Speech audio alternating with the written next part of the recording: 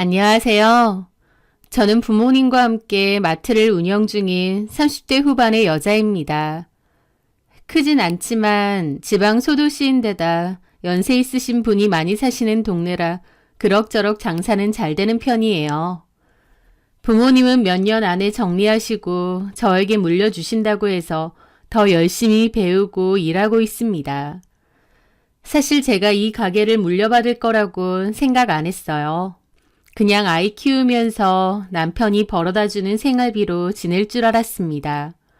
전 남편은 제가 일하는 걸 원하지 않았거든요. 사업을 하는 사람이었는데 벌이도 좋았고요. 큰 회사는 아니었지만 충분히 정년까지 잘 다닐 수 있는 회사를 다니던 저에게 회사를 그만두고 가정 내에서 아이 잘 키우고 본인 내조 잘하고 집안일 잘해주길 바란 사람이었습니다. 그때 당시에는 남편을 사랑했고 남편이 집에 있기를 원하니 그래야 되는 건가 했어요. 게다가 저 자체도 아이를 남의 손에 맡기는 게 불안하고 집안일도 제가 해야 직성이 풀리는 성격이었거든요. 그래서 저는 회사를 그만두고 남편이 원하는 대로 집에 있었는데요. 그랬던 사람이 시간이 흘러 바람이 난 뒤 저한테 뭐라고 했는 줄 아시나요? 집에서 공짜밥이나 먹고 있으니 세상 물정 모르고 본인을 닥달하는 거라며 나가서 일 좀 해보고 세상이 어떻게 돌아가는지 좀 보랍니다. 지 때문에 일도 그만뒀더니 이제 와서 저를 지 돈으로만 먹고 살고 세상 물정도 모르는 바보 등신 취급을 하더라고요. 그렇게 세상 물정을 잘 안다고 큰소리치던 남편이지만 지금은 멍청하게도 누군가에게 뒤통수를 제대로 맞고 회복하지도 못한 채 산다고 들었습니다. 그 얘기를 듣고 나니 속이 후련하다 못해 뻥 뚫린 것처럼 시원해서 사연을 한번 써보게 되었네요. 저는 대학을 졸업하고 들어간 회사에서 2년쯤 회사 생활을 했었는데요. 그때 새로 오신 과장님이 있었습니다. 그 과장님은 회사 내에서 일 열심히 하고 싹싹해 보이는 저를 좋게 보신 건지 한 3개월쯤 지나고 나서 아는 동생이 있는데 소개를 받아보라 하시더라고요. 그래서 저도 큰 기대 없이 그 사람을 만나러 갔습니다. 소개해준다는 남자는 대기업을 다니다 퇴사를 하고 지금 사업을 준비 중이라고 하더라고요. 그렇게 만난 그 사람은 제 생각 이상으로 괜찮았습니다. 사람이 똑똑해 보이고 매너도 깔끔하고 얼굴도 웃는 상이었어요. 서로 대화를 하는데 참 아는 게 많구나 싶은 사람이었습니다. 그 사람도 저에게 호감이 있었는지 애프터 신청을 했고 저희는 그렇게 사귀게 되었습니다. 사귀는 동안 그 사람이 참 많이 바빴습니다. 외국의 특수한 제품을 수입해서 판매하는 사업체를 운영한다고 하는데 매출이 좋다고 하더군요. 그래서 자주 만나지는 못했어요. 하지만 그것 또한 멋져 보였습니다. 자기 일에 푹 빠져 사는 워커홀릭 같았거든요. 그렇게 1년 반 정도 사귀고 결혼 얘기가 나왔습니다. 저희 집에서도 또 남친네에서도 결혼을 환영하셨고 저희는 별 어려움 없이 결혼을 할 수 있었습니다. 결혼을 하고 나서 참 행복했어요. 이런 게 결혼한 사람의 행복이구나 싶더라고요. 남편은 바쁘고 저 또한 그때까지는 회사 다닐 때라 바빠서 서로 저녁에 얼굴 맞대고 저녁 한 끼 먹는 정도였지만 애틋하고 알콩달콩했습니다. 그러다 아이가 생겼고 저희는 아이를 출산한 뒤에도 회사를 계속 다니고 싶었어요. 저희 친정 엄마께서도 1년 정도는 아이를 봐주실 수 있다고 하셨고요. 그런데 그맘때 남편 사업이 대박이 났습니다. 그전에는 그냥 저냥 생활비 내는 정도였는데 사업이라는 게 한번 잘 되니 참 수익이 크더라고요.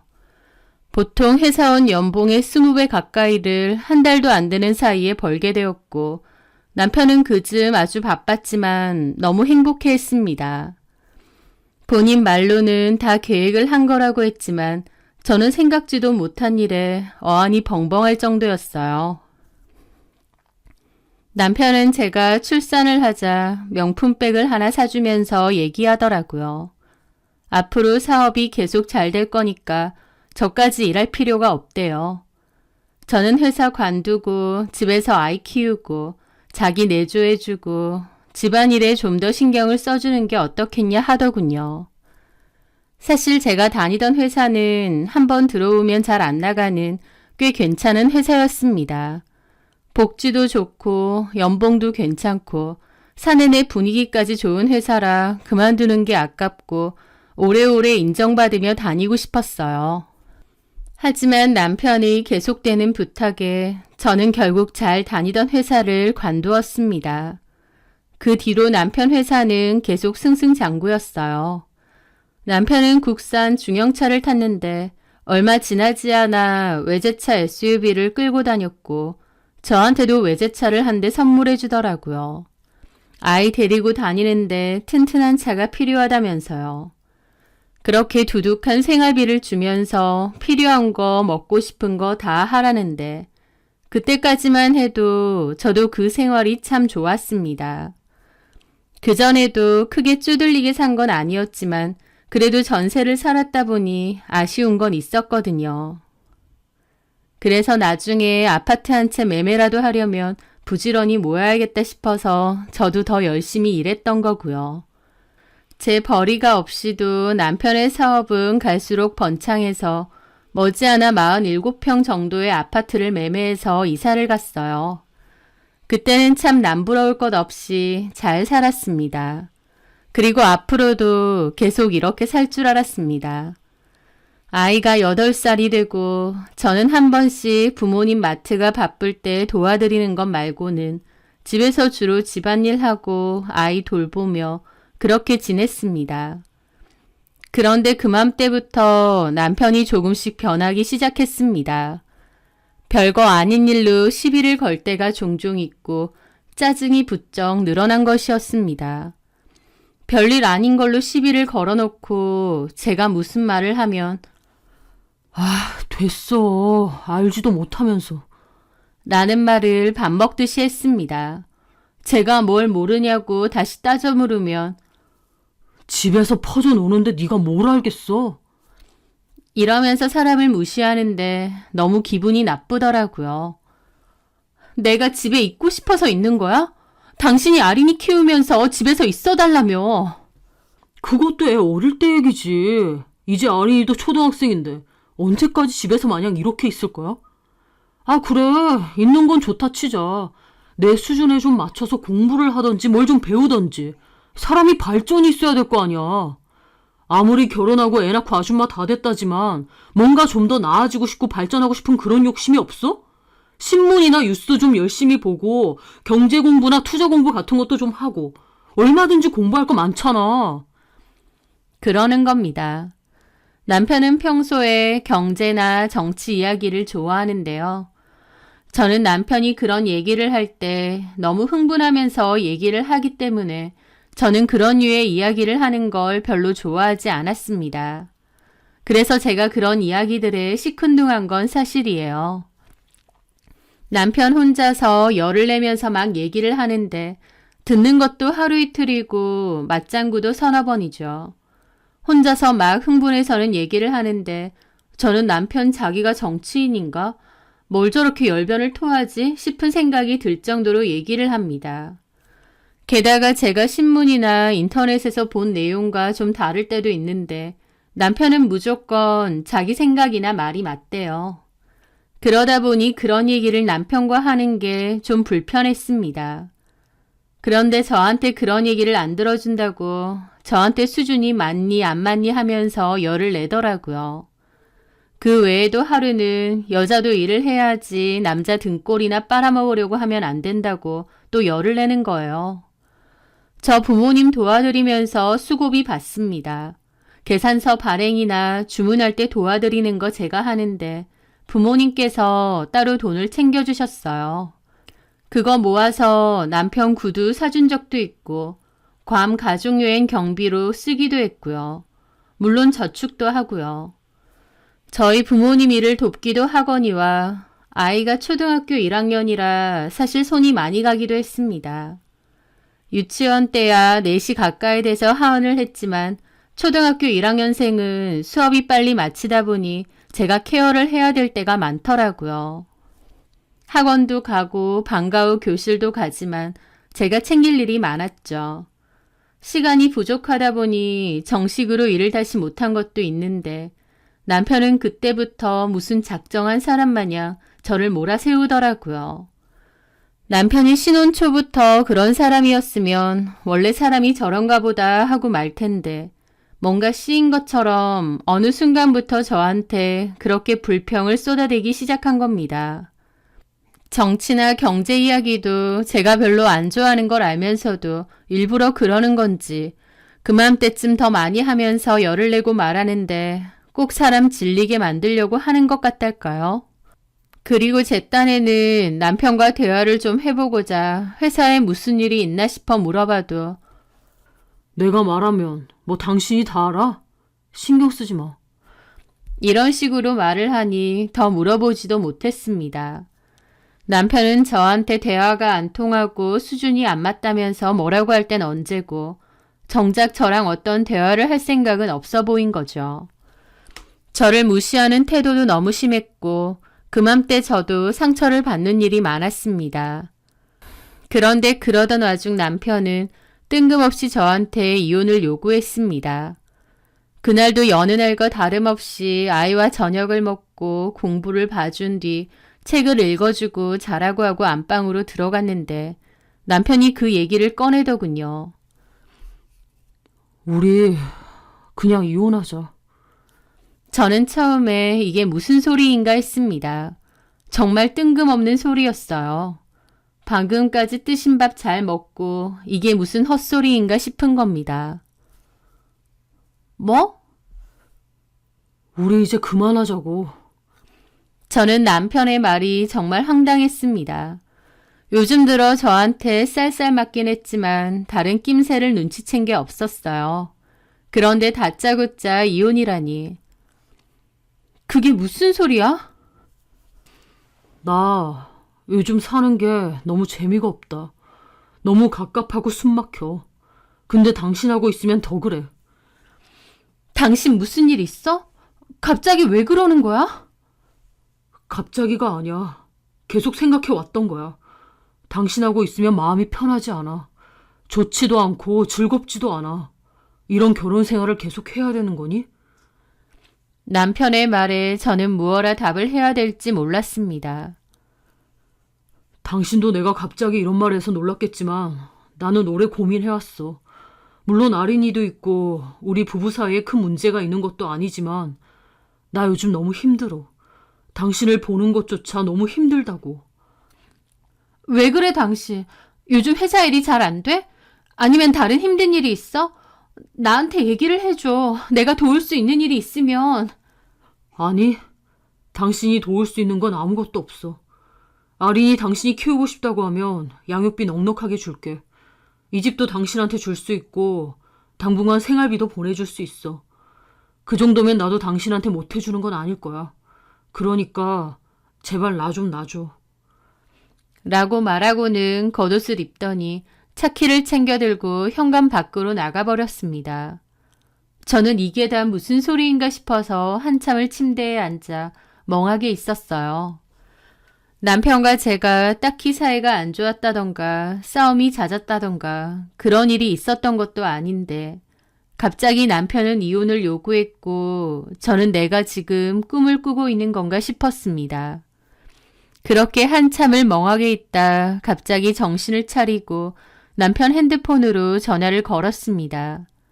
남편은 전화를 받지 않았고 두 번째 걸었더니 폰을 아예 꺼버렸더라고요.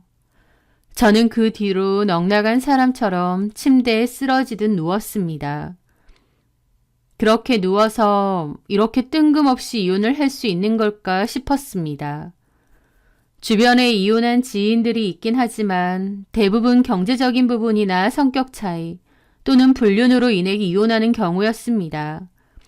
명확한 이유가 있는 이혼이었지 저 같은 황당한 경우는 없었습니다. 당장 오늘 저녁까지만 해도 아무렇지 않았는데 어떻게 나한테 갑자기 이런 일이 생긴 건지 어안이 벙벙했죠. 그렇게 갑갑한 마음으로 밤을 지새고 저는 다음날 아이를 학교에 보내고 남편에게 전화를 걸었습니다. 일단 집에 와서 다시 얘기하자고. 무엇 때문인지 알아야 나도 이혼을 해주던 뭐라든 할 게 아니냐고 했습니다.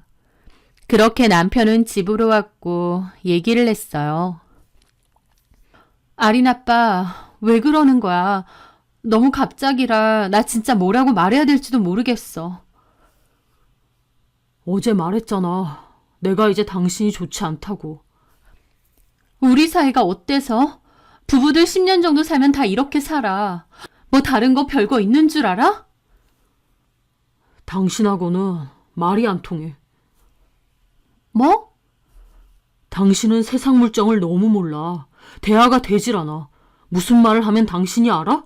사람과 사람 사이에서 제일 중요한 게 뭔 것 같아. 나는 커뮤니케이션이라고 생각해. 근데 당신하고는 그런 게 되질 않아. 맨날 집에 있으니 하는 얘기라고는 아린이 얘기, 주변 아줌마들 얘기 그런 건데 나는 그런 대화를 하고 싶지 않다고. 그래, 당신이 그렇게 생각할 수 있어. 하지만 이런 건 대화를 해서 풀어나갈 수 있는 문제잖아. 대화로 풀 수 있는 문제였으면 내가 이렇게 행동하지도 않았어. 당신도 나가서 일을 좀 해봐. 세상이 어떻게 돌아가는지 좀 알아야 되는 거 아니야? 일하겠다는 사람 붙들어 놓은 사람이 누군데? 그래, 내가 잘못했네. 내가 죽일 놈이야. 내가 뭘 그렇게 세상 물정을 모르는데? 내가 뭘 그렇게 더 알아야 되는데? 아무튼 당신하고는 무슨 대화를 하고 싶지가 않다고. 수준이 안 맞는다고. 저는 큰 소리치는 남편의 모습에 할 말을 잃고 남편을 바라봤습니다. 내가 이런 얘기까지 하게 만들어야겠어? 그냥 좋게 헤어져주면 안 되는 거야? 내가 집이고 차고 생활비까지 다 주겠다는데 왜 사람을 이렇게 질리게 하는 거야? 이래서 당신이 싫은 거야. 알아? 그렇게 남편은 화를 내고는 문을 쾅 닫고 나가버렸어요. 저는 남편의 말에 상처를 받았고 눈물이 흘렀습니다. 이제까지 살림 야무지게 하고 아이 잘 키우고 남편 내조 열심히 하며 나름 잘 살아왔다고 생각했는데 이런 제 삶이 부정당하는 기분이었습니다. 이제까지 10년 가까이 산 남편이 하루아침에 이혼을 요구하는 게 제 상식으로는 이해도 되지 않고 그럴 사람이라고는 전혀 생각하지 못했습니다. 하지만 남편은 저에게 수준이 안 맞다고 제가 대화가 되질 않는다며 화를 내는데 아무리 생각해도 그 이유 때문만은 아닐 거라는 생각이 들었습니다. 아마 다른 이유가 있을 것 같았고 저는 그걸 알아야 남편을 붙잡던지 이혼을 하던지 결정을 내릴 수 있겠다고 생각했어요. 그렇게 고민을 하다 저는 남편이 바람나서 이혼한 친구에게 연락을 했습니다. 그 친구는 아들 하나를 키우며 지내는데 남편이 바람이 난 걸 잡아서 소송도 했다고 들은 기억이 있었거든요. 저는 그 친구에게 만나자고 했고 심상치 않은 제 목소리를 듣고는 바로 저희 집으로 온다고 하더군요. 그렇게 집에 온 친구에게 어젯밤의 일을 얘기했더니 정말 뜬금없다며 그럴 수가 있느냐고 되묻더라고요. 그게 말이 되는 소리야? 이제까지 살았는데 뭔 갑자기 수준 운운하며 대화가 되네 안 되네 난리를 쳤다는 거야? 그러니까 내가 말을 하면서도 나도 안 믿겨. 어쩜 이럴 수가 있니? 네 남편 혹시 여자 있는 거 아니야? 그런데 여자 생겼다고 하긴 그러니까 그냥 갑갑하니 수준이 안 맞니 어쩌니 하면서 이혼해달라 하는 거 아니야? 그럴까? 나도 그 생각했는데 근데 진짜 수상해 보이는 게 전혀 없었어. 집에 와서는 핸드폰 잘 쓰지도 않았고 뭔가 평소랑 크게 다른 거 없었거든. 그건 모르지. 너네 남편 같은 사람은 그런 거 잘 숨길 것 같은데. 그럼 어떻게 해야 돼? 나 머리가 너무 복잡해서 뭘 해야 될지 아무것도 모르겠어. 나는 그냥 사람 썼어.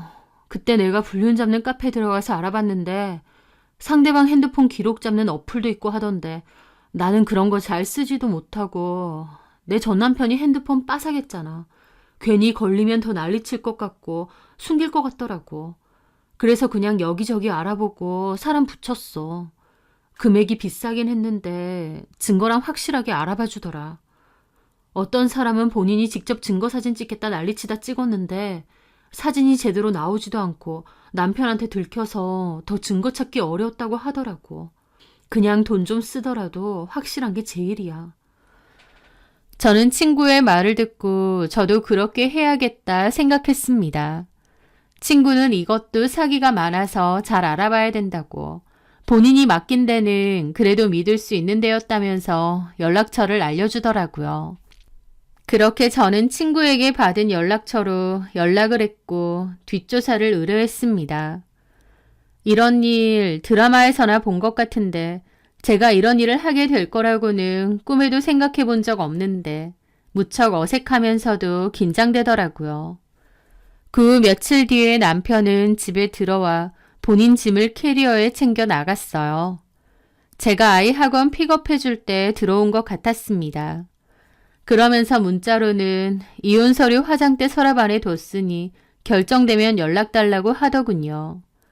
그걸 보면서 저는 뭔가 분명히 있겠구나 하는 확신이 들었어요. 그렇게 한 3주쯤 지났을까 그쪽에서 연락이 왔습니다. 저는 친구에게 연락해 같이 만났어요. 그 아저씨는 친구 얼굴을 기억하더라고요. 그러면서 사진과 동영상을 보여주는데 정말 여자가 있었습니다. 진짜 기가 차더라고요. 나한테는 결혼 생활에 지쳤느니 대화가 안 되느니 어쩌느니 해놓고 뒤로는 여자를 만났다뇨. 정말 화가 나더라고요. 저는 그 증거 사진을 하나하나 넘겼습니다. 역시 전문가라 그런지 사진이 선명하고 누가 봐도 남편이 바람이 났다는 걸 알 수 있는 사진들이었어요. 남편과 그 여자가 호텔 객실에서 나오는 동영상도 보았습니다. 꼴의 모텔도 아닌 비싼 호텔에 여자를 데리고 다녔구나 싶어서 코웃음이 절로 나더라고요. 그렇게 증거를 받고 저는 잔금을 치른 뒤 친구와 카페를 나왔습니다. 친구는 어떻게 할 거냐는데 저는 일단 남편 회사로 가야겠다고 말했습니다. 친구가 같이 가줄까 하는데 저는 일단 혼자 가겠다고 하고 친구랑 헤어진 뒤 남편의 회사로 향했어요. 그건 설렘의 두근거림이 아니고 어떻게 뒤집어 엎을까 하는 마음에서 긴장으로 인한 두근거림이었습니다. 저는 남편의 회사를 찾아갔고 남편은 갑자기 온 저를 보고 깜짝 놀라더군요. 저는 직원들은 신경 쓰지 않고 바로 남편에게 말했습니다. 이혼해 달라더니 여자가 있었어. 그 말에 남편은 크게 당황하더니 제 입을 막더군요.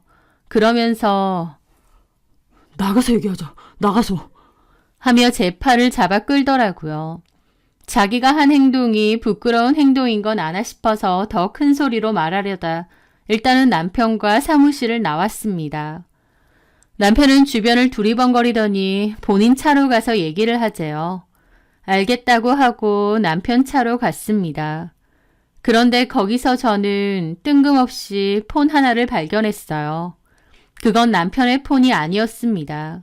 케이스도 달랐고 폰 기종도 달라 보였습니다. 남편도 제가 폰을 본 걸 봤는지 바로 자기 주머니에 넣던데 이 인간이 폰을 2개로 썼구나 싶어서 더 화가 나더라고요. 저는 바로 얘기했습니다. 폰이 2개나 있었어. 하나는 그년하고 연락하려고 그런 거야? 무슨 소리야? 무슨 여자? 시침이 떼는 거야? 당신이 뜬금없이 이혼 얘기할 때 뭔가 했었어. 그래서 좀 알아봤더니 당신 여자 있던데 그 여자랑 호텔까지 드나들고 아주 신이 나셨더만. 그걸 당신이 어떻게... 왜? 그냥 아무것도 모르는 방한 곰튀기 같아? 내가 그렇게 우스워 보였어? 그래서 그냥 이혼해 달라고 하면 네 하면서 이혼해 줄 줄 알았어. 어떻게 한 거야? 내 뒷조사했니? 그게 중요해? 당신 바람난 여자 신상도 다 알아. 주변에 다 알려볼까 한번? 남편은 그제서야 사태 파악이 된 건지 저 자세로 나오더군요. 그건 안 돼. 우리 거래처 사람인데 그쪽에서 요즘 일받아서 하고 있는 게 있단 말이야. 그렇게 남편이 하는 얘기를 듣는데 상대방 여자는 남편 회사에 일을 주는 좀 더 큰 회사고 요즘은 그 회사 덕에 먹고 산다고 하는 겁니다. 아는 형님 통해서 그 여자를 알게 되었는데 처음에는 사업차 얘기를 하면서 가까워졌고 그러다 서로 마음이 맞았다고 합니다. 처음엔 자기도 이럴 생각이 아니었답니다. 그 여자가 사업적으로 아는 것도 많고 하다 보니 도움받을 일도 많았는데 본인한테 마음이 있다고 대놓고 고백을 했고 남편도 계속 사업을 해야 되고 더 키우고 싶은 마음에 그 여자의 고백을 받아들였다고 했습니다. 개소리를 정성스럽게 한다는 게 이런 걸까요? 그러면서 남편이 그 여자랑 가깝게 지냈는데 그 여자가 아는 것도 많고 정치나 경제에 관해서 자기보다 더 많이 알고 대화할 거리도 많아서 너무 좋더랍니다.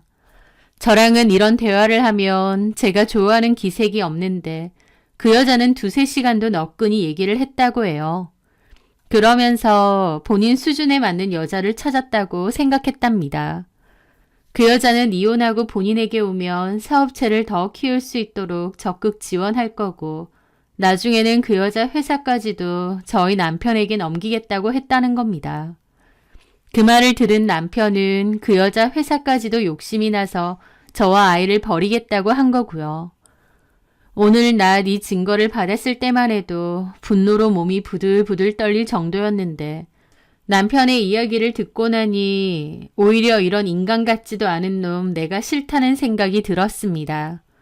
이런 놈하고 내가 이제까지 가정을 이루고 살았었나 싶더라고요.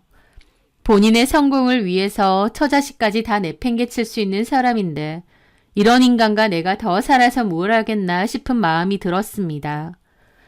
저는 차분해진 심정으로 조용히 말했습니다.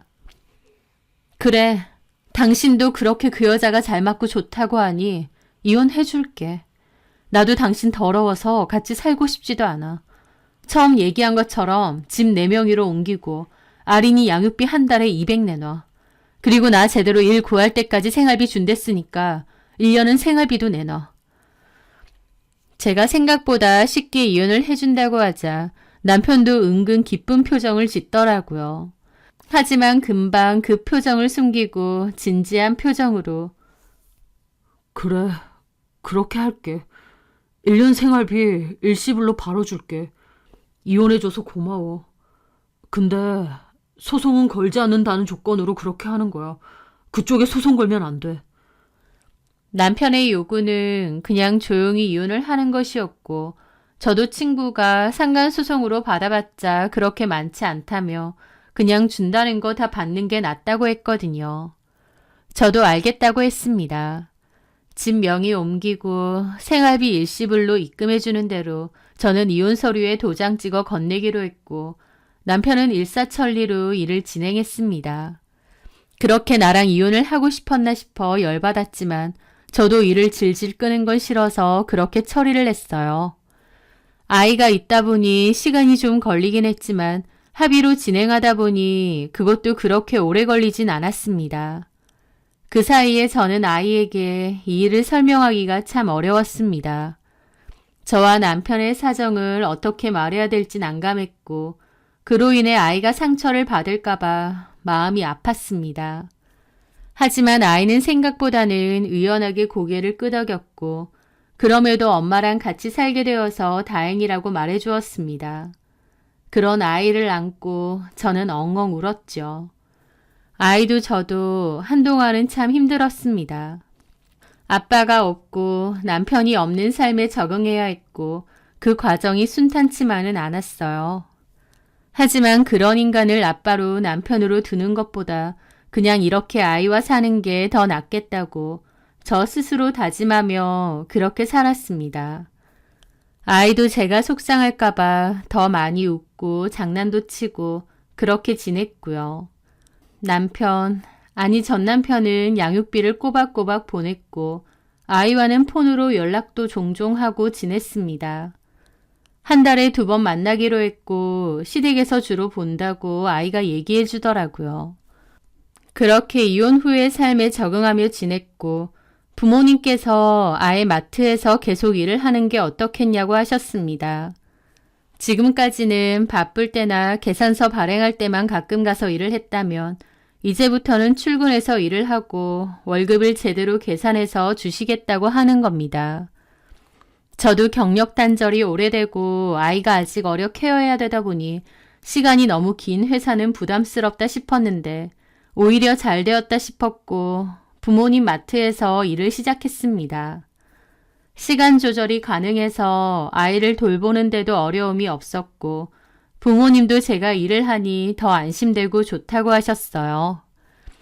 그렇게 잘 지내고 있는데 어느 순간부터 아빠에게 연락이 잘 안 된다고 아이가 그러는 겁니다. 2, 3일에 한 번은 카톡을 하고 일주일에 한 번은 전화를 했는데 2주 전에 통화를 한 번 한 이후로는 아빠한테서 연락이 없대요. 아이가 카톡을 보내봐도 읽지도 않았다고 하고요. 저는 무슨 일이 있는 건가 싶었지만 대수롭게 생각하진 않았습니다. 아빠가 아마 어디 출장을 갔던지 일이 있어서 연락을 못 받는 거라고 아이에게 이야기를 해줬죠. 한편으론 무슨 일이 있나 싶어 내심 염려가 좀 되긴 했습니다. 저랑의 인연은 끝난 남이지만 그래도 아이가 있으니 아예 모른 척 살 수는 없더라고요. 그렇게 전 시어머니께 연락을 했고 상황을 들었는데 남편이 지금 빚쟁이들을 피해 도망다니는 중이라고 합니다. 그러면서 얼마 전까지는 본가에서 숨어 지냈는데 어떻게 알았는지 빚쟁이들이 몰려와서 지금 도망을 간 상태고 지금 어디에 있는지는 어머님도 모르신다고 하더라고요. 제가 왜 그렇게 되었냐고 물었더니 남편이 만난 그 여자가 원흉이라며 욕을 하시는데 알고 보니 그 여자가 사업을 더 확장시켜야 된다고 하면서 전 남편 명의로 돈을 빌릴 것을 종용했다고 하더군요. 사업을 각자 하는 것보다 합치는 것이 낫다고 하면서 전 남편을 대표로 해주겠다고 했고 남편은 신이 나서 그렇게 하겠다 했답니다. 그리고 얼마 지나지 않아 사업 자금이 부족하다는 이유로 돈을 빌려야 된다고 했다는데 일반 은행이 아닌 아는 대부업체에 돈을 빌리도록 했다는 겁니다. 어머님도 그 얘기를 대략 들으시고는 이상하다며 그렇게 하지 말라고 말리셨다는데 전 남편은 그 내연녀가 능력이 보통이 아니라며 말 들어서 나쁠 일이 없다고 하고 일을 진행했다네요. 그런데 이상하게 매출이 나오지 않고 갈수록 마이너스가 되더니 그 여자는 외국으로 갑자기 떠났다고 했습니다. 그런데 떠나면서 남편 통장에 있는 돈을 가지고 날랐다는 거예요. 남편이 대표로 있고 그 여자가 회계를 담당했다는데 하루아침에 그 여자는 돈을 챙겨 나른 것이었죠. 그렇게 남편은 하루아침에 빚쟁이들에게 쫓기는 신세가 되어서 회사는 파산하고 난리도 아니었다고 했습니다. 어머님 말씀으로는 별 시덥지 않은 회사였는데 남편이 순진해 보이니까 꼬드겨서 사기를 제대로 친 것 같다고 하셨습니다. 그 말을 듣는데 순진하기는 뭐가 순진한가 싶었지만 어머님 말씀에 따로 얘기를 더하진 않았습니다. 그렇게 어머님은 말씀하시다 끼니는 챙겨 먹는지 걱정이라며 그 죽일년을 잡아야 되느니 어쩌느니 하시는데 그냥 저냥 전화를 마무리하고 통화를 끝냈습니다. 따로 어머님께 할 말도 없었고요. 저보고 아는 것도 없고 사회생활 좀 해보라고 그렇게 막말을 하더니 아는 것 많고 사회생활 많이 했으면서 저런 꼴을 당하나 싶어 기가 차더라고요. 그 이후로도 따로 연락이 없어서 아이에게는 아빠가 멀리 해외로 일을 나가셔서 그렇다고 말을 했고 아이도 서운해하는 눈치기는 했지만 따로 내색은 안 하려 했습니다. 그렇게 지내다 하루는 아이가 아이스크림을 먹고 싶다고 해서 같이 상가 쪽으로 가는데 누가 계속 따라오는 것 같은 거예요.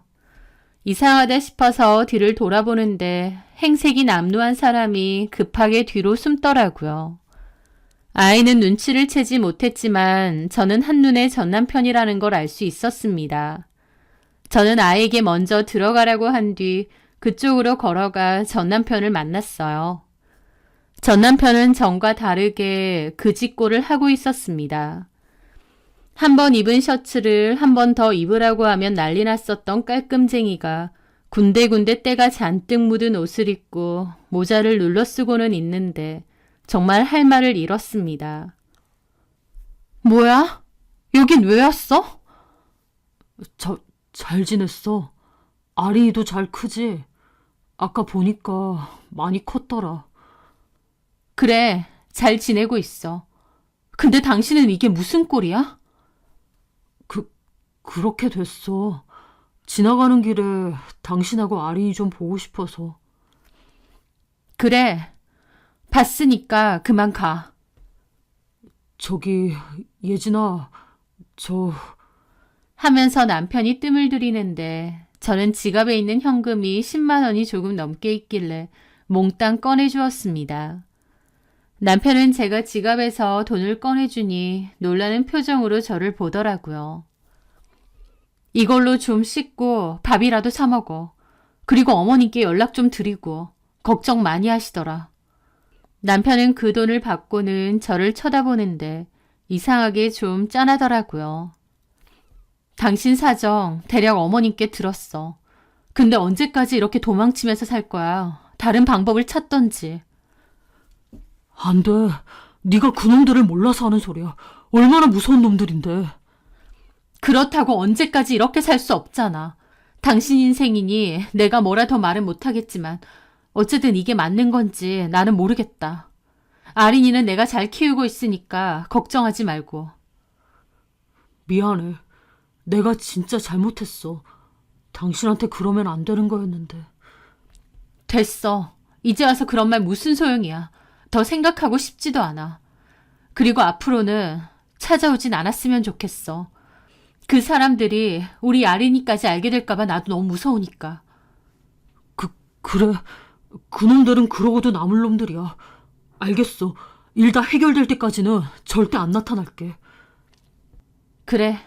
이제 가. 아린이 혼자 있어서 들어가 봐야 돼. 알겠어. 저는 그렇게 남편을 지나쳐 집으로 돌아왔습니다. 저와 그렇게 이혼을 하고 잘 살지 않기를 바란 건 사실이지만 저런 모습의 전 남편을 보니 마음이 마냥 편하지는 않더라고요. 어떻게 사람이 저 꼴이 될 수 있나 싶을 정도로 남편이 망가진 모습을 보며 참 사는 게 뭔가 싶고 인과응보라는 게 진짜 있구나 싶어 가슴이 서늘하기도 했습니다. 저보고 아는 것 없다고 무시하던 남편. 그렇게 잘난 여자 만난다며 처자식 버려놓고 나갔으면서 저렇게 사는 모습을 보니 더 할 말이 없네요. 저는 지금처럼 아이 잘 키우며 그렇게 살려고 합니다. 그리고 다른 사람에게 상처 주지 말고 살아야겠다. 다시 한번 다짐합니다. 제 사연 들어주셔서 감사합니다.